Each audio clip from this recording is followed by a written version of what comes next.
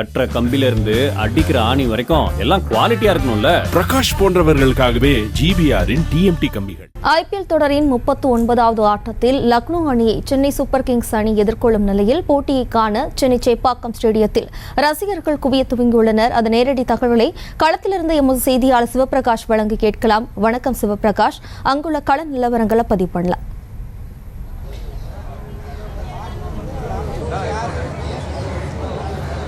வணக்கம். ஐபிஎல் 2024வது இந்த ஆண்டுக்கான இந்த சீசனுக்கான போட்டியில் இன்று சென்னை மற்றும் லக்னோ ஆகிய அணிகள் மோதுகின்றன. இந்த ஐபிஎல் போட்டி தொடரை பொறுத்தவரையிலும் இது 39வது போட்டியாக நடைபெறவிருக்கிறது.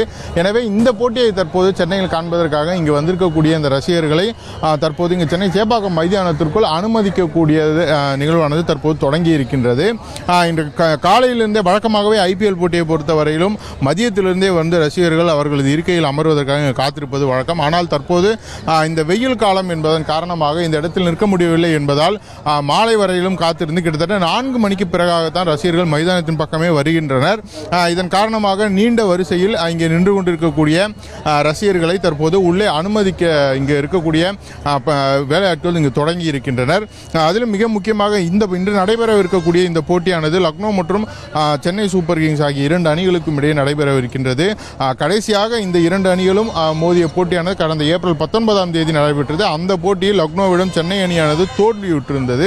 அந்த தோல்விக்கு பழிவாங்கக்கூடிய விதத்தில் அதே சமயம் ஹோம் கிரவுண்டில் சென்னை சூப்பர் கிங்ஸ் அணியானது தோற்காது என்ற ரசிகர்களின் எதிர்பார்ப்பு ஆகியவையும் சேர்ந்து இந்த போட்டிக்கு மிகப்பெரிய ஒரு எதிர்பார்ப்பை ஏற்படுத்தி இருக்கின்றது. இதில் சென்னையிலிருந்து மட்டுமல்லாமல் தமிழகம் முழுவதிலிருந்து பல்வேறு இடங்களிலிருந்தும் ரசிகர்கள் மிகவும் கஷ்டப்பட்டு ஆன்லைனில் புக்கிங் செய்து தற்போது இந்த இடத்திற்கு வந்து இந்த போட்டியை காண்பதற்காக இங்கு காத்திருக்கின்றனர். அதே சமயம் ஒரு பக்கம் இங்கு வரிசையில் ரசிகர்கள் காத்திருக்க, இன்னொரு பக்கம் இங்கு வரக்கூடிய போட்டி வீரர்கள் இங்கு போட்டிக்காக கலந்து கொள்வதற்கு வரும்போது அவர்களை பார்க்க வேண்டும் என்றும் அவர்களை போட்டோ எடுக்க வேண்டும், வீடியோ எடுக்க வேண்டும் என்றும் அவர்களை நோக்கி கையசைக்க வேண்டும் என்பதற்காகவும் இங்கு மிகப்பெரிய அளவில் ரசிகர்கள் இங்கு கூடியிருக்கின்றனர். இதன் காரணமாக இந்த சென்னை மற்றும் லக்னோ அணிகள் மோதக்கூடிய இந்த போட்டி KL ராகுல் ஒரு பக்கம், இன்னொரு பக்கம் தோனி இங்கு சென்னை சூப்பர் கிங்ஸ் அணியில் இருக்கிறார். அதை இப்படி ஒரு போட்டியை பார்க்க வேண்டும் என்பது ரசிகர்களுக்கு மிக நீண்ட ஒரு கனவாக இருந்தது. அதே